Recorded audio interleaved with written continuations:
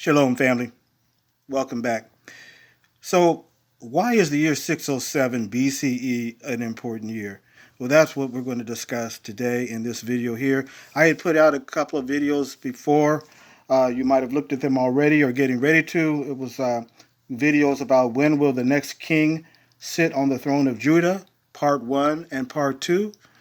And it deals with the year 607, deals with the dream of Nebuchadnezzar, King Nebuchadnezzar of Babylon, and how the tree was chopped down.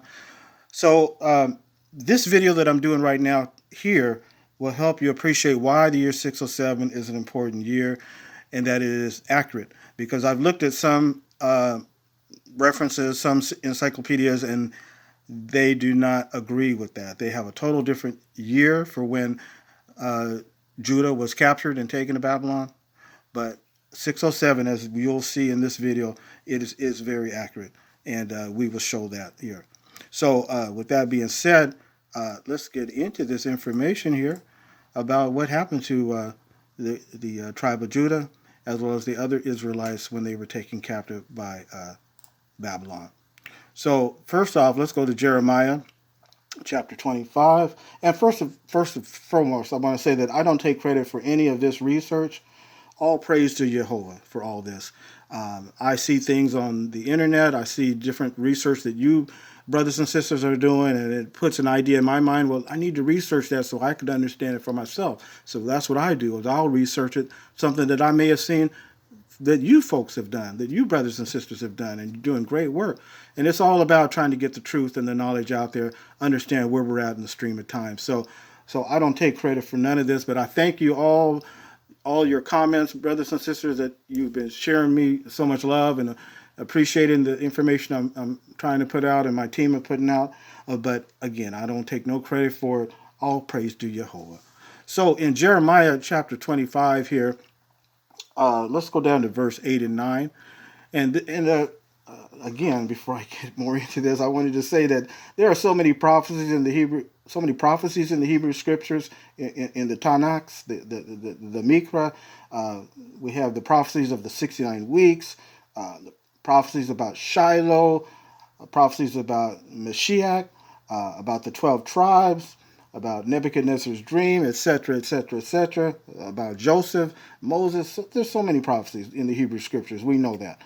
But now, there is a prophecy in about the 70 years when the Hebrew Israelites, the tribe of Judah, was taken captive and taken to Babylon, and then they were released after 70 years, and they were able to go back to their homeland in Judah and rebuild the temple.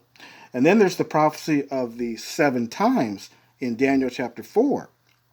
You remember about the tree that was chopped down, and that was talking about when the next royal king would sit on the throne of Judah. So one prophecy, the prophecy of the 70 years, is talking about when the Hebrew Israelites would return to rebuild the temple.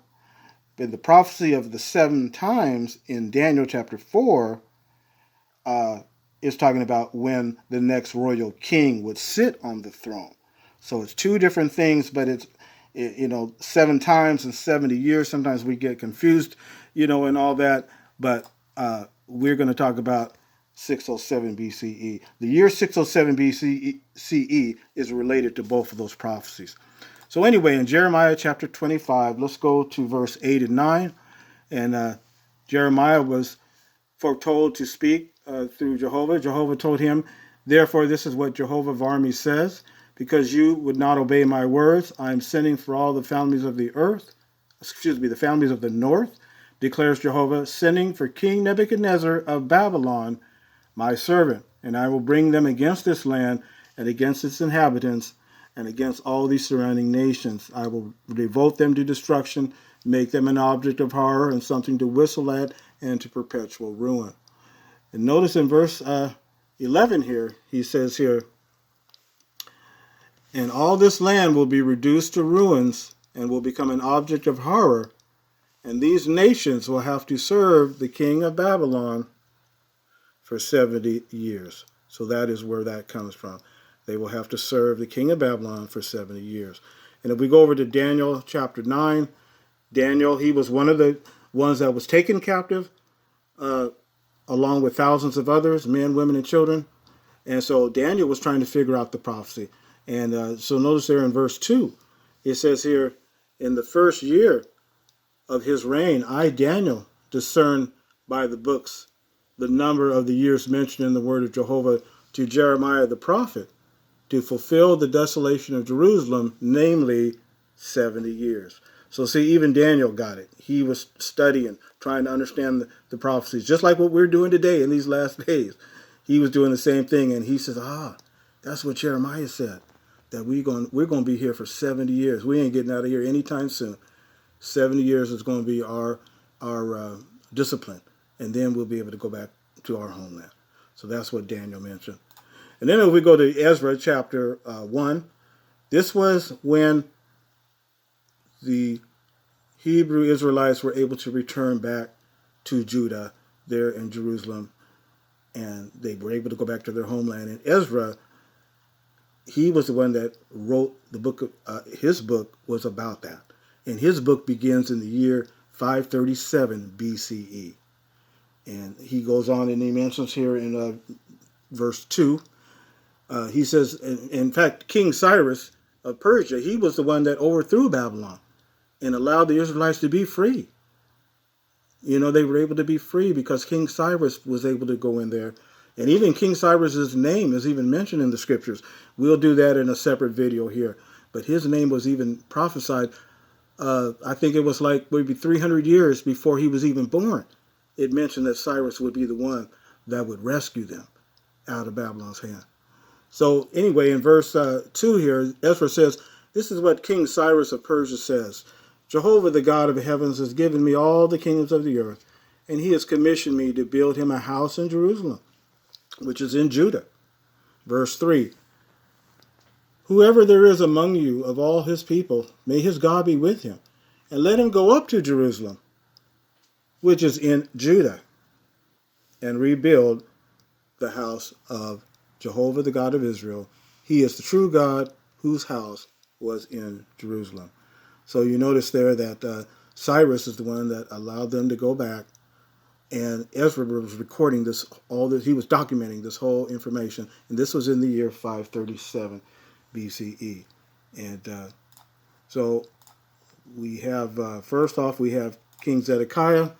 He had been taken. He was the last king to sit on the throne of Judah in 607 BCE.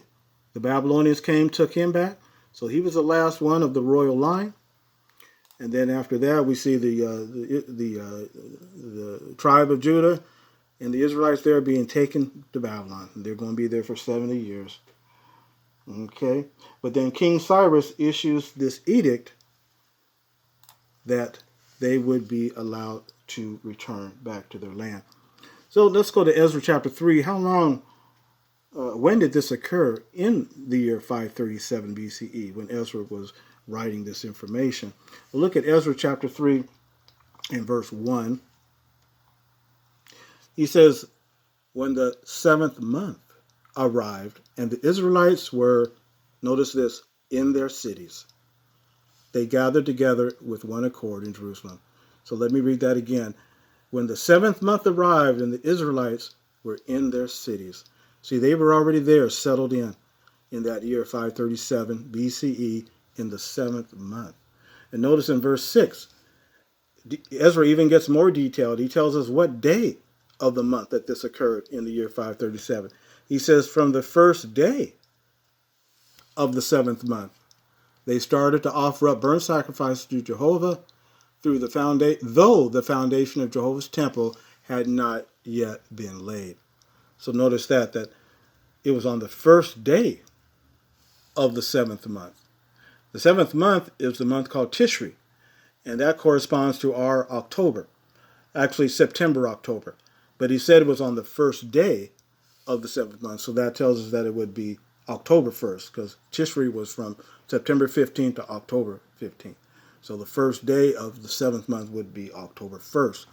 They started to offer burnt sacrifices, even though the foundation of Jehovah's temple had not yet even been laid. They were not going to wait to give thanks to Jehovah. They started giving up burnt sacrifices in praise and thankfulness to him already. But notice again, friends, Ezra said here that this occurred on the first day of the 7th month. So by October 1st, or Tishri 1st, the Hebrew Israelites, the tribe of Judah, had made it back to their land in the year 537 BCE. And then let's get another example about this. Ezra chapter 7, and notice in verse 9, this is how long it took just Ezra to go back. He says, on the first day of the first month, he began the journey from Babylon, and he arrived in Jerusalem on the first day of the 5th month, for the good hand of his God was upon him. So verse 8, I should have read that also. Let's see, verse 8, it says, and Ezra came to Jerusalem in the 5th month, in the 7th year of the king. On the first day of the first month, he began the journey. So he began the journey in the 1st month, and he arrived in Jerusalem on the first day of the 5th month. So it took Ezra a good about 4 months, 4 or 5 months, give or take, just for one man to travel from Babylon back to Jerusalem. So think how long it would take for thousands to go back, men, women, little ones, children's, sucklings. It would take a while to go back. But now let's go to some encyclopedia information here to share with you all, friends. This is from the Encyclopedia Americana, volume 30. This is the index. And if we go over to page 335, we have here the Jewish chronology. And if we go up to the year 538, this was the 538 BC. This was the Edict of Cyrus permitting the return to Jerusalem. So in 538, thereabout, was when Cyrus gave that edict. But like I said, it took them several months to be able to get back. So by 537 BCE, Tishri, the first day of Tishri, they were all settled in their cities by 537. But 538 was when Cyrus gave the edict. And now let's take another, this is Encyclopedia Americana also. This is volume 10. And again, this was in 1953 in this edition. And we go over to page 688. We go here to the book of Ezra. It says here, the book of Ezra covers the history from 537 BC to 458. So this is the time period of when Ezra's book began, was in 537. And that was when they were back in their homeland. So that's when they were back. So